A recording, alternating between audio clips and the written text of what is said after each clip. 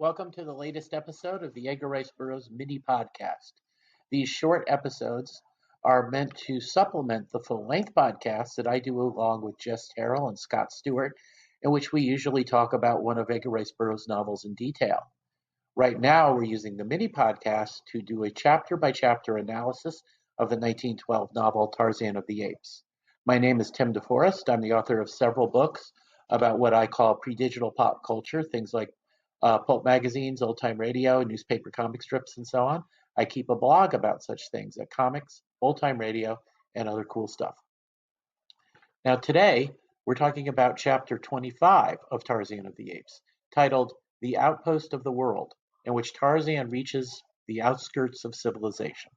Now, please note that I will be including spoilers both for this novel and sometimes for later novels in the series. And I do suggest that you reread this chapter before listening to the podcast, as I will be assuming you're familiar with the events that happen as I discuss them.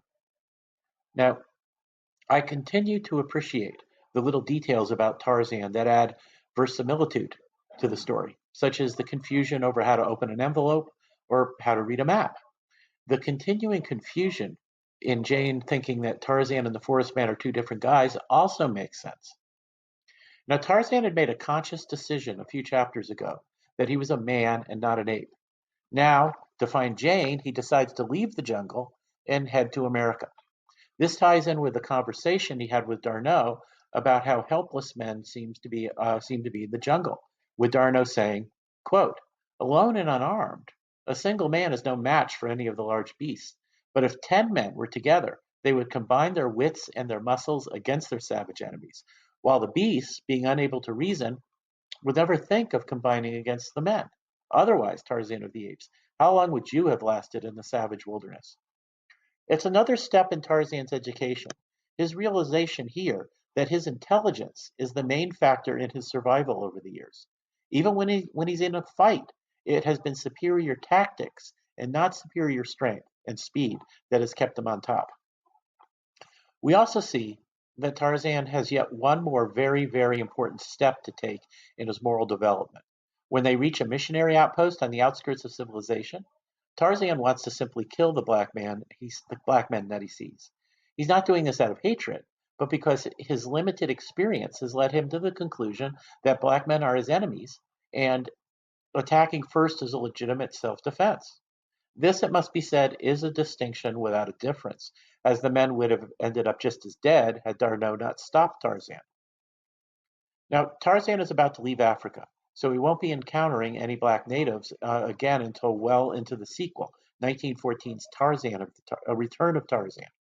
But I do want to share a passage from that later novel, in which the last important step in Tarzan's moral development is finally taken. It happens when Tarzan, who thinks he's lost his chance with Jane, ends up back in the jungle without weapons. He decides he's going to stay in the jungle, and he spots a black warrior. At first, he intends to kill the warrior to take his weapons, but then he sees the man bravely fight a lion. He decides to help the man and soon befriends him. Now, here's a quote directly from Tarzan, from The Return of Tarzan. "How much easier this was, thought Tarzan, than murder and robbery to supply his wants. How close he had been to killing this man, whom he had never seen before, and who now is manifesting by every primitive means at his command friendship and affection for his would-be slayer. Tarzan of the Apes was ashamed. Hereafter, he would at least wait until he knew men deserved it before he thought of killing them." Now, as I've said before, Tarzan does sometimes reflect the racial attitudes of his time in his writing. The racial caricature of Esmeralda is evidence of that. But we do see that his heroes, most notably Tarzan, do learn to judge men as individuals rather than by the color of their skins. So Burroughs also continues to advance several plot points. D'Arnaud comes up with a plan to recover the treasure that belonged to the porters. More importantly, D'Arnaud is able to read John Clayton's diary, which had been written in French. We learn that Tarzan still assumes Kala is his biological mother, but D'Arnaud begins to see the truth, with a hint that the fingerprints of the baby left in the diary might bring a definite answer. It's a nice touch, though, that Tarzan does not overtly use the word fingerprints in this chapter. He just hints at it. Nowadays, between detective stories and background checks, everyone knows about fingerprints. I'm actually not sure how thoroughly the concept was in the public consciousness in 1912, when the golden age of detective fiction was still a few years away. So I don't know what percentage of the original readers of the Tarzan and All Story magazine would have guessed that this was what Burroughs was referring to. Now that's it for now. Once again, my name is Tim DeForest. Please visit my blog at Comics, Old Time Radio, and Other Cool Stuff. You can find a link to my Amazon.com author page there. Keep an ear out for further mini podcasts and for for the full length episodes that we do.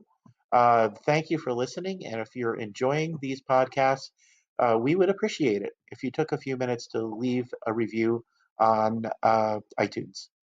And once again, thank you for listening.